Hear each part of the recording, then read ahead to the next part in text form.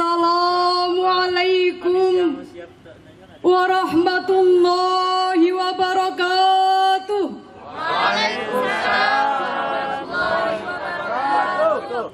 Bismillahirrahmanirrahim. Alhamdulillahi rabbil alamin. Wassalatu wassalamu ala asyrafil anbiya'i wal mursalin Sayyidina wa maulana Muhammadin wa ala alihi wa sahbihi ajma'in, amma ba'du. Segala puji bagi Allah, salawat dan salam bagi Rasulnya. Dewan Hakim yang arif dan bijaksana, hadirin sebangsa dan setanah air yang kami banggakan. Ketika Muslim jadi penguasa, toleransi atau tasamuh dipraktekkan.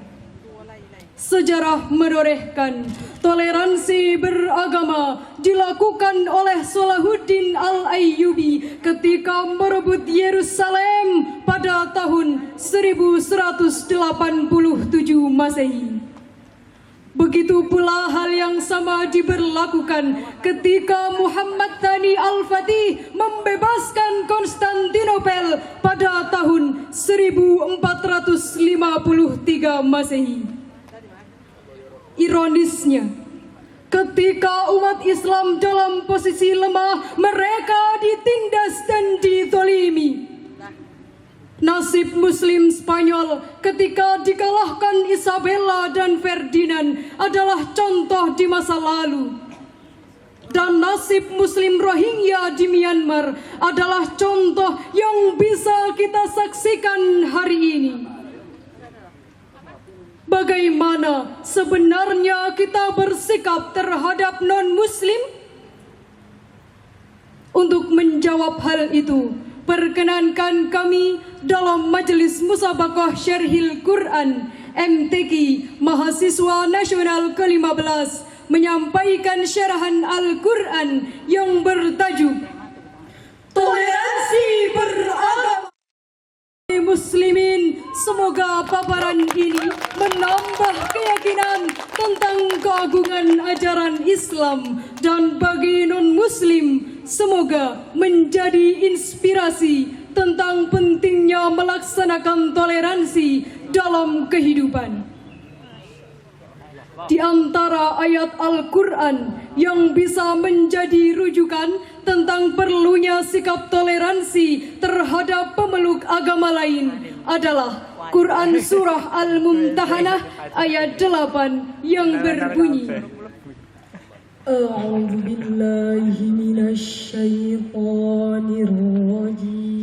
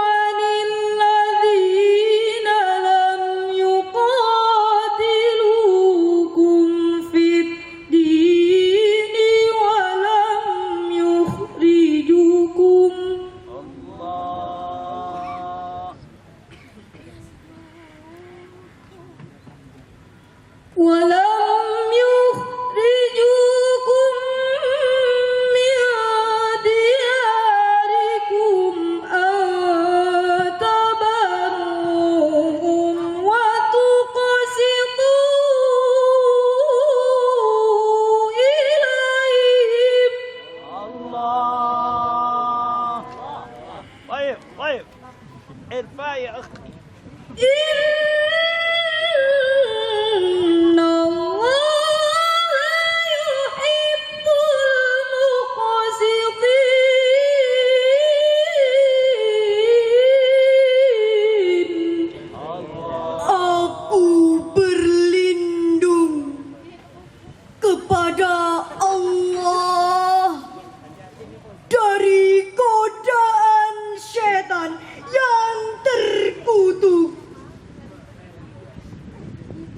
dengan menyebut nama Allah yang Maha Pengasih, Maha Penyayang.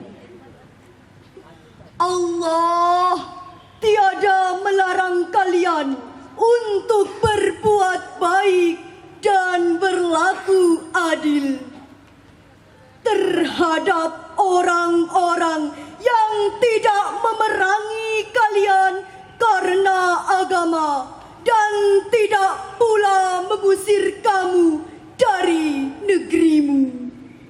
Sesungguhnya Allah menyukai orang-orang yang berlaku adil. Ayuhal hadirin, Ayyuhal hadirah, rahimakumullah. Quraisy Shihab dalam tafsir Al-Misbah menjelaskan maksud ayat ini, yaitu bahwa Allah tidak melarang kalian berbuat baik dan menjalin hubungan dengan orang-orang kafir yang tidak memerangi dan mengusir kalian dari negeri kalian. Sesungguhnya Allah menyukai orang-orang yang berbuat baik dan menjalin hubungan. Sayyid Qutb menafsirkan ayat tadi bahwa Islam agama damai serta akidah cinta. Ia suatu sistem yang bertujuan menaungi seluruh alam dengan naungannya yang penuh dengan kedamaian dan cinta itu. Dan bahwa semua manusia dihimpun di bawah panji Allah dalam kedudukan sebagai saudara-saudara yang saling kenal mengenal dan cinta mencintai. Aplikasi ayat ini secara nyata oleh Nabi dapat pula dibuktikan sebagaimana yang dikatakan Thohir Ibnu Ashur bahwa pada masa Nabi sekian banyak suku-suku non-muslim yang justru bekerja sama dengan Nabi dan menginginkan kemenangan beliau menghadapi kaum Quraisy di Makkah. Mereka itu seperti Khuza'ah, Bani Al-Haris, Ibnu Ka'ab dan Muzainah. Hadirin yang berbahagia, dalam konteks kenegaraan, bukti valid toleransi di era Rasulullah adalah pencanangan Piagam Madinah. Untuk ukuran masa itu, Piagam Madinah tergolong sangat maju dan mendahului pihak lain dalam hal mengatur hak dan kewajiban masyarakat yang bersifat plural. Sedangkan dalam konteks pribadi, toleransi ditunjukkan Rasulullah di antaranya dengan melakukan muamalah dengan masyarakat non-muslim. Sejarah mencatat, baju besi Rasulullah digadaikan kepada seorang Yahudi ketika beliau mengalami kesulitan ekonomi. Dalam konteks keindonesiaan, ajaran pentingnya bertoleransi sangat relevan. Ini didasarkan pada kenyataan bahwa bangsa Indonesia terdiri atas Banyak sekali suku bangsa, adat istiadat dan juga agama serta kepercayaan. Sudah menjadi kesepakatan para pendiri bahwa republik ini berdasar Pancasila yang dianggap bisa menjadi payung bersama bagi semua agama dan suku. Hadirin yang dimuliakan Allah, indahnya ajaran toleransi dari agama ini saat ini tercederai. Negeri-negeri Muslim di Timur Tengah terkoyak pertikaian yang sulit dihentikan. Peperangan antar kelompok dan aliran ideologi telah memakan demikian banyak korban. Siapa yang tak seideologi harus dinyahkan. ISIS adalah satu contoh kelompok intoleran yang demikian ganas dan mengerikan. Ia bagai monster jahat yang membabi buta, mengenyahkan siapa saja yang tak segaris dengan mereka dalam ideologi dan doktrin perjuangan. Tak hanya non-muslim, umat Islam pun banyak yang menjadi korban. Hadirin, jika kita jeli melihat dan mengamati fenomena di sekitar kita, di republik kita tercinta, akan kita dapati ada beberapa pihak yang mencoba mengembangkan sikap beragama intoleran. Ada beberapa pihak yang mencoba memaksakan kehendak mengoyak ketentraman dan kedamaian, dan bahkan berupaya membawa negeri ini pada situasi konflik berdarah-darah seperti di Timur Tengah. Hadirin, apakah kehidupan semacam ini yang diajarkan agama kita? Apakah religiusitas yang kasar dan brutal yang diajarkan Nabi kita? Tentu saja tidak.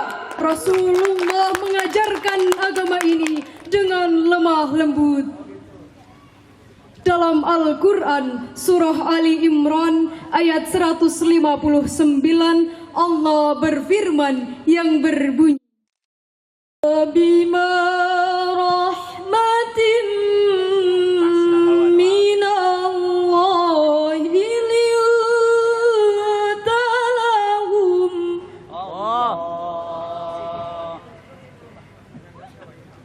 Walau kunta fadlan ghalidhal qalbi lanfaddu min hawlik.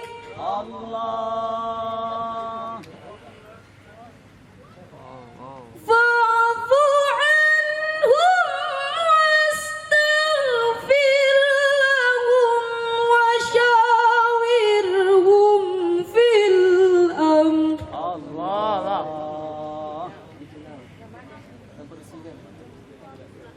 فإذا عزمت فتوكل على الله إن الله يحب المتوكلين. صدق الله العظيم. Maka disebabkan rahmat dari Allah lah kamu berlaku lemah lembut terhadap mereka. Sekiranya kamu bersikap keras, lagi berhati kasar, tentulah mereka menjauhkan diri dari sekelilingmu. Karena itu, maafkanlah mereka, mohonkanlah ampun bagi mereka, dan bermusyawaratlah dengan mereka dalam urusan itu. Kemudian, apabila kamu telah membulatkan tekad, maka bertawakallah kepada Allah. Sesungguhnya Allah menyukai orang-orang yang bertawakal kepadanya. Maha benar Allah yang maha agung dengan segala firman-Nya. Ayyuhal hadirin, Ayyuhal hadirah, rahimakumullah. Beberapa hal yang bisa kita lakukan untuk mengembangkan sikap toleran dalam beragama adalah: 1. Kaji Islam secara komprehensif. 2. kedepankan persamaan perbedaan. 3. Tumbuhkan sikap saling menghargai pada sesama. Hadirin, Allah mampu dan kuasa. Seandainya mencipta semua penduduk bumi ini memeluk agama Islam, tetapi Allah sengaja menciptakan manusia di bumi ini dengan beragam agama dan keyakinan. Jika kita menganggap agama kita yang benar, maka demikian pula non-muslim menganggap agama merekalah yang benar. Bagimu agamamu, bagiku agamaku. Disinilah urgensitas toleransi atau tasamuh dalam beragama menemukan relevansinya. Yang perlu dicatat, toleransi bukan mencampur adukan ajaran agama, tetapi saling menghargai antar pemeluk agama dan juga seagama. Hadirin yang berbahagia, dari syarahan tadi dapat kami simpulkan bahwa yang pertama, Islam mengajarkan toleransi dalam beragama. Yang kedua, saat ini tumbuh sikap intoleran dalam beragama. Dan yang ketiga, di antara yang bisa dilakukan adalah kaji Islam secara komprehensif, utamakan persamaan dan tumbuhkan sikap saling menghargai. Hadirin yang berbahagia, demikian yang dapat kami sampaikan. Jika ada kurang dan salah, kami mohon maaf sebesar-besarnya.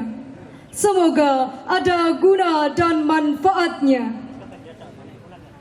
Gerimis senja cipta pelangi, Pelangi indah berwarna-warni, sungguh damai Indonesiaku kini. damai berseri dengan toleransi.